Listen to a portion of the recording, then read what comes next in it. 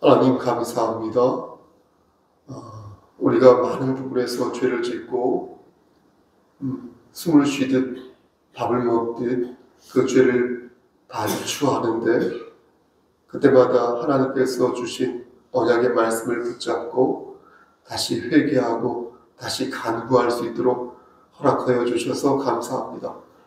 하나님 우리를 포기하지 마시고 끝까지 붙잡아 주셔서 천국 백성으로 나고자 되지 아니하도록 끝까지 우리의 삶을 붙잡아 주시기를 소원합니다.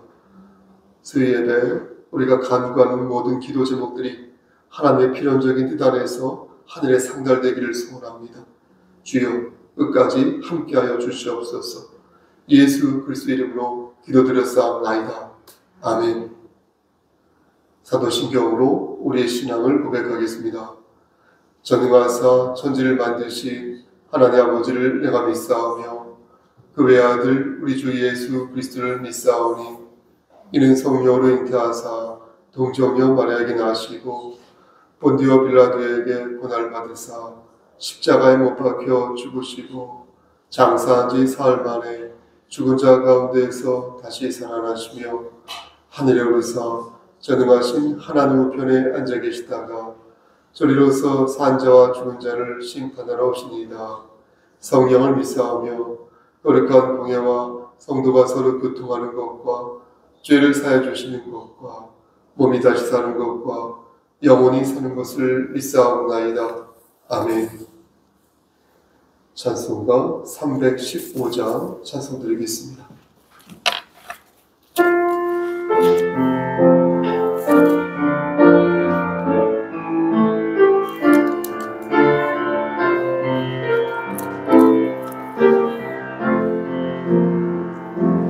내 주가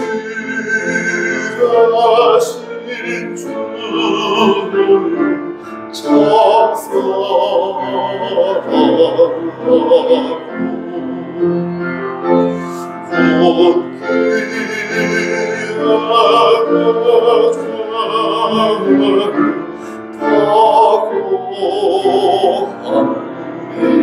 타고합니다. 기니를 주신 예수시니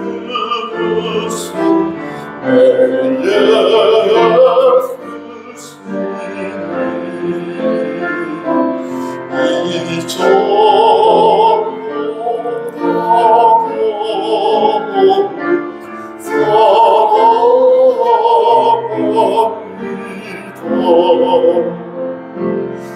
히브리서 6장 4절에서 6절 말씀입니다.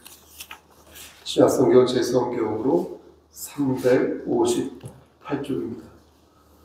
강서를 짧게 전하도록 하겠습니다. 히브리서 6장 4절에서 6절 말씀입니다. 신약성경 358쪽 다 찾으셨으면 우리 함께 한 목소리로 히브리서 6장 4절에서 6절 말씀을 합독하겠습니다. 시작. 한번 빛을 받고 하늘의 은사를 맛보고 성령에 참여한 바 되고 하나님의 선한 말씀과 내세의 능력을 맛보고도 타락한 자들은 다시 새롭게 하여 회개하게 할 수 없나니 이는 그들이 하나님의 아들을 다시 십자가에 못 박아 드러내놓고 욕되게 합니다. 아멘. 기도하십니다. 하나님 이 말씀을 들어 사용하여 주시옵소서. 예수님의 이름으로 기도드렸사옵나이다. 아멘. 오늘은 여러분들에게 이심칭의에 대해서 말씀을 전하겠습니다. 이심칭의입니다. 저는 복습을 하는 그런 심정으로 오늘 강서를 준비하였는데요. 성경에서 말씀하는 이심칭의를 제가 되새기지 않으면 안 될 것 같은 그런 상황이어서 저 개인적으로도 갈급하는 심정으로 오늘 말씀을 준비하였습니다. 물론 여러분들도 다 아시는 내용이지만 믿음이라는 이것이 지식에 머무는 게 아니라 동의와 신뢰로 나아가야 한다는 점에서 오늘 강서를 듣고 여러분들도 강서를 잘 듣고 여러분들의 현재의 신앙 상태를 점검해보는 그런 시간을 가졌으면 좋겠습니다. 그럼 시작하겠습니다. 이신칭의가 무엇입니까? 이신칭의란 하나님께서 주신 믿음으로 의인이 되었다. 이게 바로 이신칭의가 되겠습니다. 만약 내가 가진 믿음으로 의인이 되었다라고 생각을 한다면 그것은 이신칭의가 아니게 되겠습니다. 다시 한번 말씀드립니다. 이신칭의란 하나님이 주신 믿음으로 의인이 되었다는 것입니다. 내가 가진 믿음으로 의인이 된 것은 이신칭의가 아니라는 것입니다. 왜냐하면 보십시오. 이신칭의는 기본적으로 나의 노력이나 나의 선행, 나의 경험, 나의 지식, 나의 배경 이런 것으로 의인이 될 수 없다는 것을 전제로 하고 있기 때문에 그렇습니다. 그런데 만약 하나님께서 내게 주신 믿음이 아니라 내가 스스로 발동하여서 내가 가진 믿음으로 내가 의인이 되었다라고 말을 한다면 그것은 이미 내 자신, 자기가 잘나서 의인이 되었다는 얘기이므로 그것은 이미 이신칭의가 아닌 것입니다. 하나님께서는 하나님을 믿는 그 마음, 그 믿음도 우리에게 주신다는 것입니다. 이신칭의에 대한 성경적인 근거는 로마서 3장 28절 말씀과 갈라디아서 2장 16절 말씀으로 설명할 수 있겠습니다. 제가 로마서 3장 28절 말씀을 읽어볼 테니 귀를 세워서 들어보시길 바랍니다. 그러므로 사람이 의롭다 하심을 얻는 것은 율법의 행위에 있지 않고 믿음으로 되는 줄 우리가 인정하노라. 아멘. 이런 말씀이 있고요. 또 갈라디아서 2장 16절 말씀도 또 읽어보겠습니다.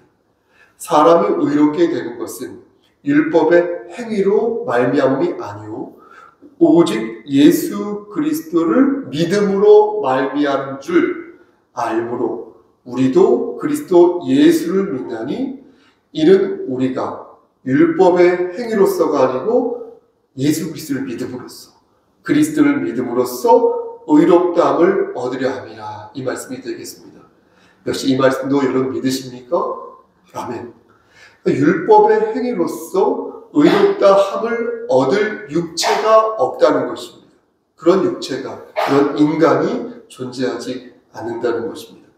이렇게 성경은 분명히 이신칭의에 대해서 말씀하고 있습니다. 그러므로 오직 믿음으로 의인이 될 수 있는 것이지 율법을 지킴으로 의인이 되는 것이 아니라는 것을 여러분들에게 힘주어 말씀드리는 것입니다. 그러면 왜 성경은, 여러분 잘 생각해 보십시오. 왜 성경은 믿음으로만 의인이 될 수 있다고 말씀하는 것일까요?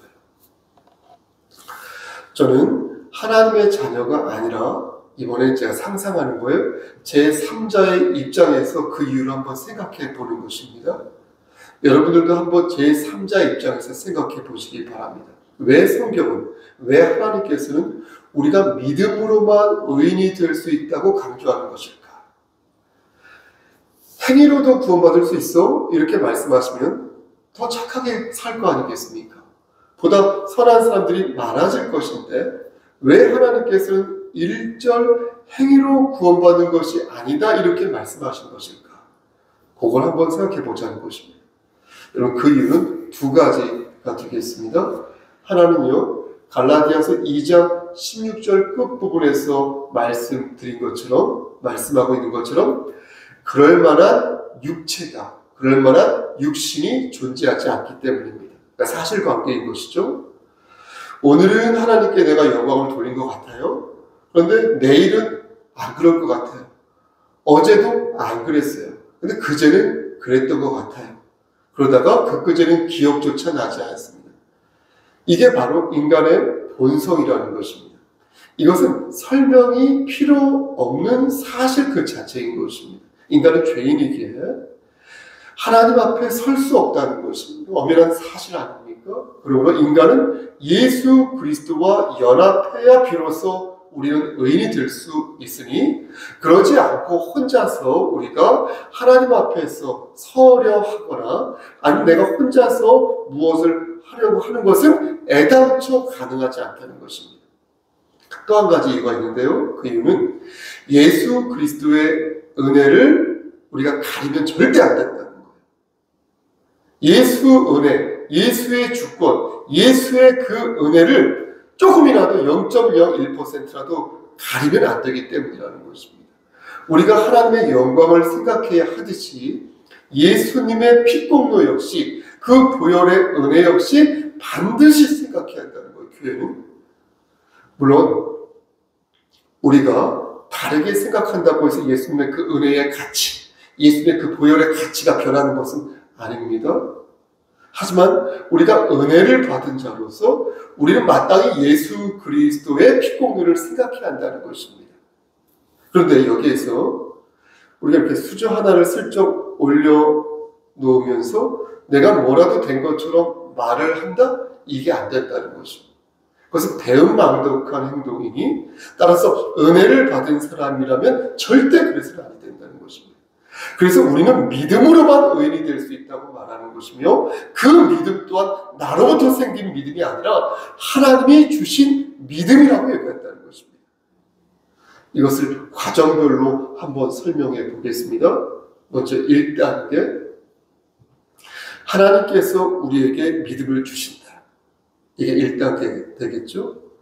그리고 2단계, 우리는 하나님이 주신 그 믿음을 도구로 삼아 예수 그리스도를 구주로 영접한다. 그리고 3단계, 예수 그리스도를 구주로 영접하게 되면 그 순간 예수 그리스도, 예수님의 그 마음이, 예수님의 그 본질이, 예수님의 그 성품이 내 안으로 점여들어간다. 이렇게 말씀드릴 수 있겠습니다. 그런데 보십시오. 여기에서 우리가 명심해야 할 것은 예수 그리스도의 의가, 예수 그리스도의 그 마음이, 의가 어떤 방식으로 우리 안에 들어오는지를 우리가 알아야 한다는 것입니다. 신학자들이 크게 두 가지 방식으로 설명하는데요. 하나는 주입이고요. 또 하나는 전가이 되겠습니다. 주입과 전가. 개혁주의 신앙은 주입이 아니라 전가를 믿고 따르고 있습니다. 주입이 아니라 전가. 그럼 전가와 주입과 전가의 차이가 무엇입니까? 저는 이것을 어떻게 설명해야 할까 고심했습니다. 기존의 설명 방식은 이렇습니다. 이게 더 나을 수 있습니다. 주입은 예수님의 의를, 예수님의 마음을 사람의 마음, 우리의 마음속에 이렇게 집어넣는 거예요. 집어넣는 게 주입입니다. 그리고 전가는 그 마음을, 예수님의 의를 이렇게 집어넣는 것이 아니라 우리 몸 위에 걸쳐놓는 것이다. 이렇게 비유합니다. 며칠 전에 제가 헌혈을 하였는데 전 2달에 한 번씩 헌혈을 했습니다. 다리 다치기 전까지. 제가 헌혈을 했는데 전혈을 했습니다. 전혈은 혈액의 모든 성분, 적혈구, 백혈구, 혈소판, 혈소장 있죠. 혈장 이런 것들을 다 이렇게 뽑아가지고 기증하는 것입니다. 우리 안에 일반적으로 하는 헌혈이 전혈이죠. 혈소판 헌혈이라는 게 있습니다. 혈장 헌혈. 이건 혈액에서 혈소판만을 분리시켜서 나머지는 내가 다시 돌려받는 것입니다. 시간이 좀 더 걸립니다. 보통 자동화된 이렇게 기계를 사용합니다. 그러니까 비유하자면 예수님께서 나에게 피를 공급하셨는데 그 피가 우리 몸에 들어와서 내 몸 안에서 돌면 그게 주입이라는 것입니다. 처음에는 예수 그리스도의 피였지만 그 피가 내 안에 들어오면 이젠 내 피가 되어서 내 혈관에 지속적으로 돌며 흐르는 것입니다. 이렇게 되면 어떻게 됩니까? 잘 생각하셔야 돼요. 예수님의 피를 가지고 사는 것이라 말할 수 있고요. 그 피가, 예수의 피가 내 피가 되었다고 말할 수 있습니다. 그러면 피를 공급받은 나는 그 피로써 의인의 삶을 살 수 있는 것입니다. 만약 의인의 삶을 내가 살지 못하면, 내가 피를 공급받았는데 살지 못하면 나는 예수님의 피를 공급받지 못한 사람이 된다는 것입니다. 이해되십니까? 그러니 구원을 받고 싶다면 반드시 나는 도덕적인 삶을 살아야 한다는 그렇게 논리로 귀추되는 것입니다.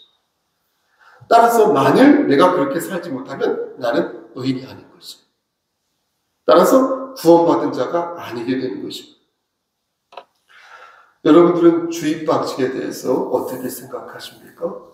예수님의 피가 여러분들 몸 안에 주입되었다고 생각하십니까? 그래서 예수님의 피가 몸 안에 있는 사람은, 그 피가 몸 안에 있는 사람은 반드시 도덕적으로 살 수밖에 없다고 생각하십니까? 물론 그렇게 살면 너무 좋죠. 저도 그렇게 살고 싶습니다. 노력도 하고 있고. 믿는 자로서 반드시 그렇게 살아야 하죠. 행위로 구원받는 것은 아니지만 믿는 자라면 반드시 행함이 있어야 하는 것이 마땅합니다. 하지만 그렇게 되면 도덕이 칭의를 뛰어넘게 된다는 것입니다. 내가 도덕적이지 않으면, 내가 윤리적이지 않으면, 내가 착하게 살지 않으면 아무리 하나님께서 나에게 은혜를 주셔도 나는 의인이 될 수 없다는 그런 논리로 귀착되는 것입니다. 귀결되는 것입니다. 여러분, 이렇게 되면 어떤 문제가 발생합니까? 앞에서 말씀드린 두 가지 원칙이 무너지게 됩니다. 하나는 우리의 육체가 그렇게 잘났냐라는 것이에요. 내가 내 육체가 잘났구나 이런 생각이 든다는 것입니다. 아니면 나는 잘났는데 너는 잘나지 못했구나 이렇게 한다는 것입니다. 너는 못났구나 이렇게 말하게 된다는 것입니다. 육체와 육체를 구분하게 된다는 것입니다. 그래서 그 안에서 계급이 발생한다는 것입니다. 그러므로 예수 그리스도의 피가 내 안에 주입되었다고 믿는 것이 옳은 생각이 아니라는 것입니다. 또 하나는 무엇입니까? 예수님의 은혜가 상황에 따라서 별거가 아닌 것처럼 느껴진다는 것입니다. 예수님의 의가 주입되었다고 생각하지 않고 예수님의 의가 전가되었다고 생각한다는 거예요. 내가 무엇을 해서 주입이 되면, 내가 이 피가 돌기 때문에 내가 무엇을 해서 의인이 될 수 있고요, 내 안에 그러한 능력이 흐르고 있다고 생각하여서요 자칫 교만해지거나 아니면 크게 실망할 수도 있다는 것입니다. 주의 보혈이 내 안에 흐르지 않는다는 것이에요. 여러분, 오해하지 마시고 들으십시오. 따라서 우리는 어떻습니까? 예수님의 의가 전가되었다 라고 보아야 옳은 것입니다. 마치 잠시 옷을 이렇게 우아기를 입듯 예수님의 의를 이렇게 두루마기처럼 입은 것이니 루터의 표현대로 예수님의 의가 우리 밖에 존재하는 것입니다. 이렇게 되면 비로소 하나님의 전능하심과 우리의 연약함이 이해가 되는 것입니다. 왜 우리는 의인이 되었는데? 우리 의인 되었지 않습니까? 우리 의인이 되었는데 왜 이렇게 난 부끄러운 모습을 계속 보이는 것일까? 물을 때 하나님 앞에서는 하나님의 은혜로 완전한 하나님 앞에서는 완전한 의인이 되었지만 우리가 우리 스스로를 생각할 때는 여전히 내가 왜 부끄러운지를 알 수 있게 된다는 것입니다. 그래서 우리는 성령 하나님의 도우심으로, 성령 하나님의 능력으로 성화의 과정을 거쳐야 할 필요성을 강력하게 느끼게 되는 것입니다. 결론적으로 말해서 이신층이란 하나님이 주신 믿음으로 하나님의 자녀들이 의로워졌다고 인정하시는 것이라는 것입니다. 여전히 문제가 많죠. 우리의 본성이 문제가 많죠. 하지만 그럼에도 불구하고 우리를 하나님께서 하늘의 법정에서 의인으로 인정해 주시는 것이 바로 이신층이다라는 것입니다. 여전히 무능해요? 여전히 정욕됐습니다. 여전히 우리는 교만합니다. 여전히 문제가 많아요. 구제불능이에요. 하지만 하나님께서 너 의인으로 내가 인정해 줄게 이렇게 말씀하시니 그게 바로 법적인 하나님의 선언이라는 것입니다. 그럼 이제 오늘 본문으로 돌아가겠습니다. 오늘 본문이 히브리서 6장 4절에서 6절입니다. 한 번 더 말씀드리면 히브리서 6장 4절에서 6절 말씀입니다. 이걸 좀 더 켜주시겠어요? 히터를? 저는 추운데. 네. 히브리서 6장 4절 말씀, 오늘 본문으로 돌아가서 오늘 말씀을 읽으면 어떻게 이해하는지 간략하게 살펴보겠습니다. 먼저 4절 말씀을 보면 한 번 빛을 받고, 그렇죠? 하늘의 은사를 맛보고 성령에 참여한 바 되고 라고 말씀하고 있죠. 이게 무슨 뜻입니까? 한 번 빛을 받았대요. 예수 그리스도의 빛을 받은 것이죠. 한 번 성령의 은사를 받은 거예요, 우리가. 또 그래서 성령에 참여한 바가 된 겁니다. 이것을 한마디로 무슨 뜻입니까? 성령을 받은 그리스도인의 모습을 보여주고 있는 것입니다. 5절 말씀을 보시겠습니까? 5절에서 하나님의 선한 능력과 내세의 능력을 맛보았다. 이렇게라고 말씀하시는 것으로 보아 이 역시 무엇입니까? 예수 그리스도를 구주로 고백한 그리스도의 모습을, 우리 같은 사람의 모습을 말씀하고 있는 것입니다. 그런데 6절 말씀을 보십시오. 6절 말씀을 보면 마음이 심란해지는 것입니다. 타락한 자들은 다시 새롭게 하여 회개하게 할 수 없나니 이는 그들이 하나님의 아들을 다시 십자가에 못 박아 드러내놓고 욕되게 함이라. 이렇게 말씀하는데 이 말씀을 저는 곱씹을 때마다 그렇다면 성도가 타락하면 끝이라는 말인가? 이렇게 되묻게 되는 것입니다. 그렇지 않습니까? 이 말씀으로 내가 많은 체험을 해도, 내가 빛을 보았음에도, 내가 성령의 은사를 받았음에도, 정말로 내가 많은 은혜를 받았음에도 내가 타락하게 되면 회개케 하지 아니하신다. 이렇게 말씀하시는 거예요. 이 말씀을 우리는 어떻게 이해해야 할지 매우 난감한 것입니다. 우선 회개하게 할 수 없다는 구절을 보면 하나님이 그렇게 하시겠다는 거지 않습니까? 하나님이 그렇게 하시겠다는 의도로 읽혀집니다. 그러니까 내가 죄를 짓고 나서 내가 회개를 하려고 해도 하나님께서 그 회개를 허용하지 않으시겠다는 거예요. 내가 타락한 많았으니까. 하지만 여러분 보십시오. 이러한 생각은 그리고 이해는 논리적으로 성립되지 않습니다. 왜냐하면 여러분 아시죠? 성경 곳곳을 보면요, 죄를 회개하라는 말씀이 상당히 많이 있기 때문에 그렇습니다. 대표적인 말씀으로 마태복음 4장 17절 말씀에서 회개하라, 천국에 가까웠느냐, 이렇게 우리 주 예수 그리스도께서 말씀하셨지 않습니까? 그리고 사도행전 2장 38절 말씀에서도 너희가 회개하고 각각 예수 그리스도의 이름으로 세례를 받고 죄 사함을 받으라. 그리하면 성령의 선물을 받으리라. 이렇게 말씀하셨지 않습니까? 베드로가 이렇게 말씀했습니다. 또 요한일서 1장 9절 말씀에서도 사도 요한이 어떻게 말했냐면 만일 우리가 우리 죄를 자백하면 그는 미쁘시고 의로우사 우리 죄를 사하시며 모든 불의에서 우리를 깨끗하게 하실 것이라 결정적으로 말씀하셨어요. 이렇게 말씀하였다는 것입니다. 구약성경에서도 에스겔 18장 30절 말씀 보니까 그러므로 너희는 이스라엘 집안 너희 스스로 위하여 스스로를 회개하고 너희 모든 범죄에서 떠나 너희의 모든 죄악을 버리라 이렇게 말씀하셨어요. 그러니 타락한 자에게 회개를 허락하지 않는다는 이 문구를 우리는 성경적으로 다시 생각해 봐야 한다는 것입니다. 무슨 말씀이냐? 성경이 성경을 뒷받침해 줄 것이니 이럴 때는 넓은 시각에서 하나님의 성품을 말씀 안에서 바라보는 것이 이 말씀을 이해하는 데 유효하다는 것입니다.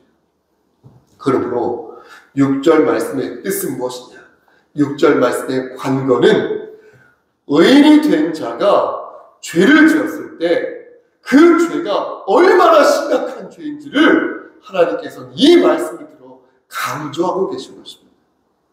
왜냐하면 우리의 행위로 내가 의인이 된 것이 아니라 예수 그리스도의 보혈로 우리가 의인으로 취급당한 것처럼 마찬가지로 우리의 타락한 그 어떤 행위로 우리가 낙오자가 되게 되는 것이 아니라는 것입니다. 그러므로 이 말씀은 다시 말씀드리지만 죄를 짓는 그리스도인에게 하시는 경고의 말씀이니 하나님께서는 우리가 유약한 신앙에서, 미성숙한 신앙에서 빨리 보다 성숙한 그리스도인의 그릇으로 빚어지기를 이 말씀을 통하여 강력하게 권면하고 계신 것입니다. 말씀 마칩니다. 따라서 결론은 무엇입니까? 저는 말씀으로 오늘 강사를 갈무리할 수밖에 없겠습니다. 하나님께서는 말씀을 들어 우리를 이렇게 가르치십니다. 한 번 더 말씀드리면, 만일 우리가 우리 죄를 자백하면 저는 미쁘시고 의로우사 우리 죄를 사하시며 모든 불의에서 우리를 깨끗하게 하시며, 요한일서 1장 9절 말씀을, 그리고 사도행전 3장 19절 말씀을 들으시기를, 그러므로 너희가 회개하고 돌이켜 너희 죄 없이 함을 받으라. 이같이 하면 유쾌하게 되는 날이 주 앞으로부터 이를 것이라. 그리고 하나 더, 에스겔 18장 30절 말씀, 나 주 여호와가 말하노라. 이스라엘 족속아, 내가 너희 각 사람의 행한 대로 국문할지라. 너희는 돌이켜 회개하고 모든 죄에서 떠날지어다. 그리한즉 죄악이 너희를 패망케 아니하리라. 사랑하는 성도 여러분, 우리는 따라서 하나님의 성품을 반드시 믿어야 할 것입니다. 하나님은 공의로우사 우상을 숭배하고 진리를 파는 자를 처벌하시지만, 대신 아버지 하나님 앞에 무릎을 꿇고 하나님의 자비하심을 구하는 자들에게는 설령 그가 너무나 큰 죄를 지었다 하더라도, 너무나 그가 반복적인 죄를 지었다 하더라도, 그가 연거푸 타락하였어도 결코 그를 포기하지 아니하시니, 사랑하는 우리 성속교회 성도 여러분, 하나님 앞에서 깊이 죄를 회개하시고 하나님께 용서를 구하는 여러분 되시기를 소원합니다. 주님은 미쁘시고 의로우시니 우리가 우리의 죄를 자백하면 모든 불의에서 우리를 깨끗하게 만들어 주신다고 약속하셨습니다.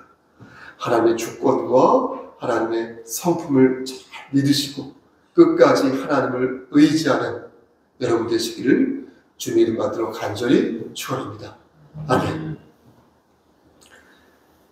이제는 우리를 죄에서 구속하여 주신 우리 구주 예수 그리스도의 은혜와 아버지 하나님의 만극하신 그 사랑하심과 성령 하나님의 교통하시고 인도하시는 모든 역사하심이, 우리가 숨을 쉬듯 밥 먹듯 죄를 짓고 타락하였으나 그러나 하나님 말씀을 붙잡고 다시 소망을 갖기를 소원하고, 여기 모인 성도와 그들의 가정과 이 재단과 이 나라 위에 하나님의 아름다우신 그 사랑하심과 신실하심이 세세토록 함께 계실지어다. 아멘.